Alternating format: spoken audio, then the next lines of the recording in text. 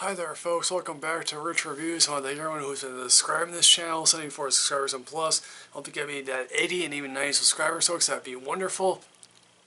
I want to thank everyone who has been commenting on these videos. I want to thank everyone who's watching these videos.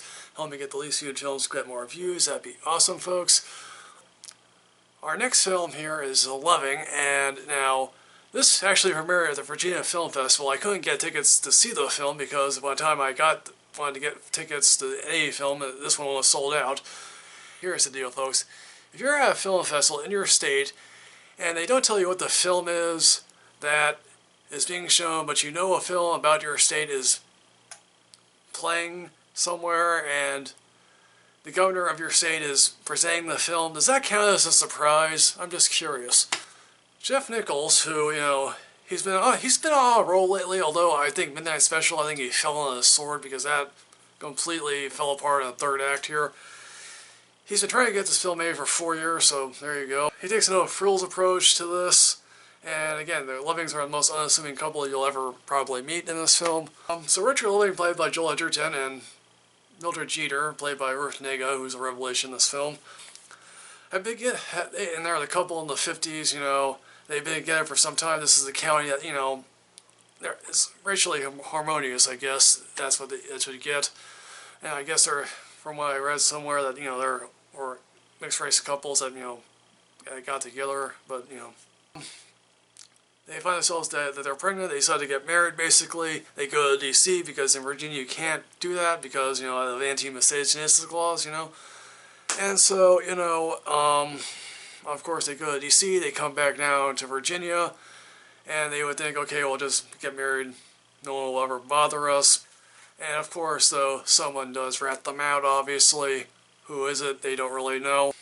And of course, one cop rests in the middle of the night, obviously. This cop actually does exist.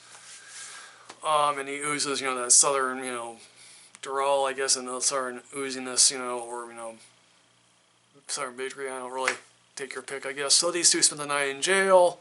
So eventually they come to an arrangement where they have to leave the state for 25 years. They can't individually come back to see their families, although they can't come back together because then they'd be a violation of that plea deal, basically, here. So for a while, this does happen to work out, but again, it's like some of Mildred's family is consternation about this, basically. He realized, okay, this can't, go on forever. And Jeff Nichols introduces us to Bernie Cohen, who amazingly enough is actually still alive, and he's played by Nick Kroll here. Just recently graduated law school. Isn't that wonderful, folks? And he has never argued a case before, and it's like, oh, and you're thinking to yourself, oh, Jesus, how can this guy even possibly, do anything? And one of the first things he advises is one of the funniest reactions you'll ever see in a film. Basically, obviously, yes, they go back down to Virginia, they live in a more secluded area, and they slowly, arguably make their case that, hey, interracial marriage is fine in the state of Virginia, although it's unconstitutional.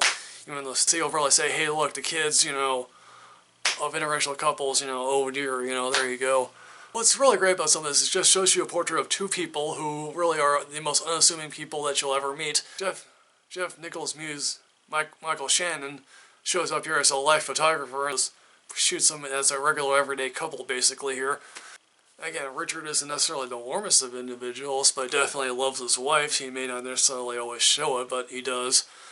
And, Ruth Nagga is a revelation here, I think, because she's more willing to talk to the press, but again, it's not like we're storming down the gates here. It's like, she's willing to say what she's assuming here, and she's not like, Larry Flynn, obviously, here, who wants to be the center of attention to everything, basically. Again, it's like, part of also what Nichols does best is show you that sometimes people are always looking over their shoulders, like, with Mudd, who, because the Matthew McConaughey characters was, was on the run, basically, here, who will intentionally follow them down a dirt road at night, or maybe basically have a rock in their window, because guess what, this is the 60s in the South, and, hey, look, things aren't always perfect, so slavery ended 100 years ago, but things don't necessarily have changed all that much, not for the better for the black folks, although you sort of get that Richard in this film identifies with being black more, I guess, or that, like, one person asks, why not just divorce her and save yourself the hassle, but